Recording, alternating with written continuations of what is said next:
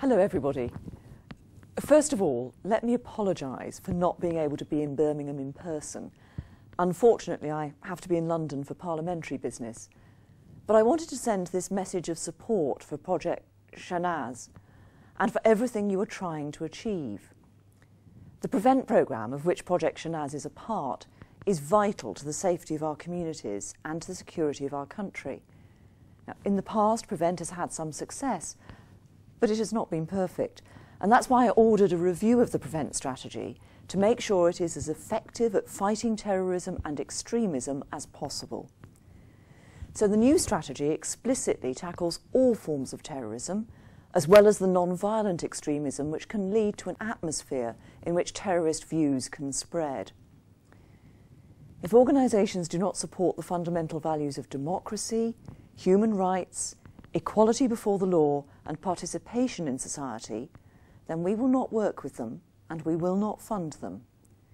And at the same time as we broaden the scope of PREVENT to include non-violent extremism, we will also narrow its focus so that the distinction between PREVENT and broader integration work is clear. So as we look to make changes and improvements to PREVENT, another important aspect that needs to get much better is involving women, both as the decision makers and as the people who make things happen.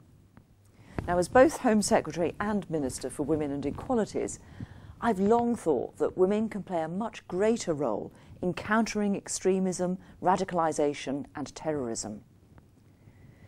Academic research and analysis shows that women can often be the best people at challenging extremist and terrorist narratives. Women are at the heart of a home and at the centre of a community.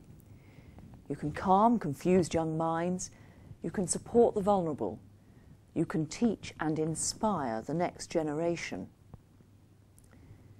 As leaders within communities, women's voices are listened to in a way that government ministers frankly are not. We need to make much better use of the enormous influence that women have over their family members, their colleagues and their friends. We've seen what a positive impact women can have in tackling extremism and radicalisation through projects like the women's group Inspire. Their recently launched campaign, Jihad Against Violence UK, aims to use women's voices to help reclaim Islam from those preaching hatred and violence. The success they've already had should serve as a model for government, the police and other community groups. It shows the impact women can have. So as we begin to move into the next phase of PREVENT delivery, I believe two important things need to happen. First, women need to be brought much more closely into the design of PREVENT projects and the decisions surrounding them. This simply hasn't happened enough in the past. There are a number of reasons for that. None of them are good reasons, but it needs to change now.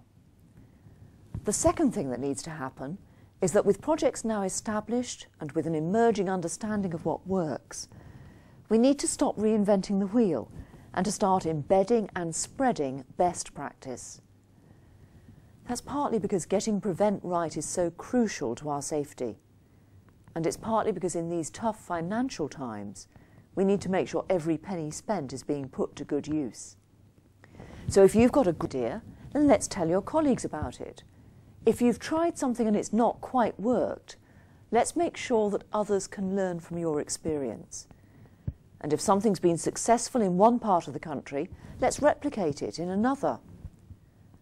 Project Shanaz can help both of these things to happen. It can empower women working in PREVENT, and it can help to spread good practice. So I'm delighted that so many of you have been brought together, both here at this conference and through your online community. All of you are working day in, day out, either professionally or personally, to make your communities better places and to make our country safer. I believe Project Shanaz can help you do that even more effectively. So let me say thank you for all that you do, and let me wish you and Project Shanaz every success in your vitally important work. Thank you.